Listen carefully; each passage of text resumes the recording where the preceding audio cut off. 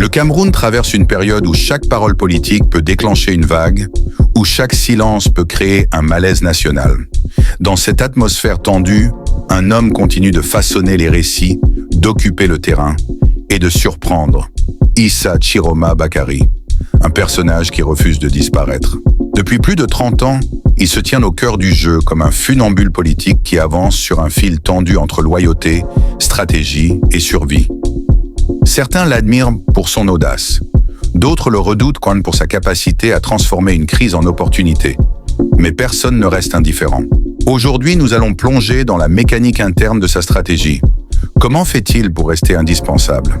Comment parvient-il à contrôler les récits dans un pays où la communication politique est un champ de bataille? Et surtout, quelles sont ses ambitions derrière son sourire calme et ses mots pesés? Chiroma n'est pas un simple porte-parole, c'est un metteur en scène. Lorsque les tensions montent, lorsqu'un scandale éclate, lorsqu'un discours officiel provoque la colère de la population, il apparaît posé, calculé, comme un homme qui maîtrise les tempêtes et sait exactement quand entrer dans l'arène. Il connaît les caméras, il sait comment elles respirent. Son langage est direct, parfois théâtral, mais toujours efficace. Quand il parle, on l'écoute.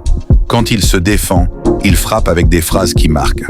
C'est là que réside une partie de son pouvoir, sa capacité à imposer sa version avant que les autres n'imposent la leur. Son discours n'est jamais improvisé. Chiroma construit un récit comme un soldat construit une stratégie. Il prend les critiques, les retourne, les transforme. Il avance sans jamais montrer la moindre panique.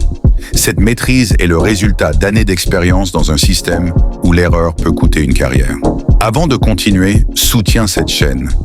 Abonne-toi maintenant, active la cloche, like la vidéo et surtout, laisse un commentaire pour donner ton avis sur le rôle réel d'Issa Chiroma dans la politique camerounaise. Dis-moi ce que tu penses de son influence. Et surtout, partage la vidéo pour que l'analyse touche plus de monde. Revenons à son style. Contrairement à d'autres acteurs politiques, Chiroma ne cherche jamais à fuir la pression. Il préfère la retourner à son avantage. C'est ce qui fait de lui un survivant politique. Peu importe les crises du pays, il parvient toujours à rester utile, présent et surtout écouté. Cette résilience est rare. Dans un paysage politique où beaucoup disparaissent après un échec, Chiroma revient toujours. Il sait se repositionner, il sait reconstruire son image. Il sait aussi offrir au pouvoir ce qu'il sait faire de mieux. Parler là où personne ne veut parler, défendre là où tout le monde hésite. Mais son influence ne repose pas seulement sur la parole. Elle repose aussi sur son art de tisser des alliances. Issa Chiroma n'appartient jamais totalement à un seul clan. Il navigue entre les cercles du pouvoir, les réseaux régionaux, les groupes d'influence. Il sait qui écouter, qui rassurer et qui éviter. Cette mobilité est sa force. Elle lui permet d'être perçu comme un médiateur, un intermédiaire, un pont entre différents mondes politiques. Chiroma comprend les codes administratifs comme les logiques communautaires. Il peut parler au régime, mais aussi à des populations qui n'ont plus confiance dans le pouvoir central. C'est pour cela qu'il est souvent appelé lors des moments de tension. On le convoque quand il faut calmer une situation explosive. On le met en avant lorsqu'il faut justifier une décision impopulaire. On compte sur lui lorsqu'il faut réorienter le récit. Et lui, en retour, consolide sa position dans l'appareil.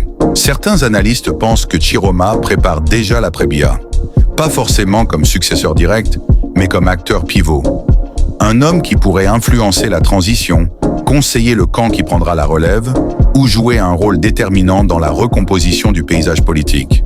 Dans un Cameroun qui avance vers une période d'incertitude, ces profils sont précieux. Les militaires, les hauts fonctionnaires, les élites régionales, tous cherchent des figures capables de stabiliser un récit national. Et Chiroma pourrait être l'un de ceux que l'on écoute quand la situation devient floue. Mais cette visibilité lui attire aussi des critiques. Pour certains, il est l'homme des retournements. Pour d'autres, un stratège qui ne pense qu'à sa survie personnelle. Sa loyauté envers le régime lui vaut autant de soutien que de méfiance. On lui reproche souvent de trop défendre, trop justifier, trop excuser. Pourtant, même ses adversaires reconnaissent une chose, il a du poids. Il a une expérience immense. Il connaît le fonctionnement interne du pouvoir mieux que beaucoup. Il sait comment se jouent les décisions, comment se fabriquent les discours, comment se maintiennent les équilibres fragiles. Et c'est peut-être là la clé.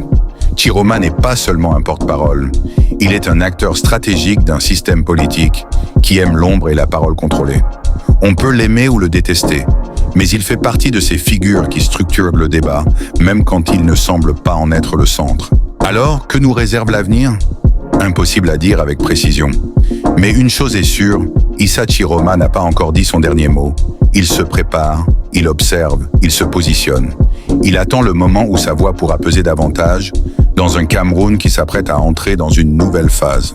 Ce qui est certain, c'est qu'il ne laissera jamais quelqu'un décider de sa place à sa place et qu'il continuera d'employer sa stratégie.